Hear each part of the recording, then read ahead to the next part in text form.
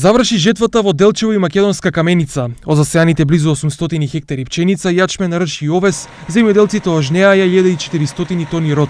Според информациите од подрачната единица на Министерството за земјоделство, шумарство и водостопанство, жетвата е реализирана во целост, а приносите се задоволителни. Пченицата оваа година беше посејана на 280 хектари. Просечниот принос е 2000 килограми, а вкупниот 560 тони. На површините со јачмен 350 хектари, просечниот принос изнесува 2000 килограми по единица површина, додека вкупниот 700 тони. Посевите со рж годинава се на 35 хектари. Просечниот принос достигна 1800 килограми, а вкупниот 63 тони.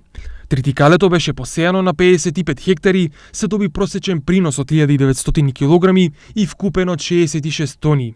Овесот е посејан на 75 хектари, а просечниот принос е 1500 килограми, додека вкупниот 22 тона. Потеке поднесувањето барање за субвенции, чиј крајен рок е 15 септември.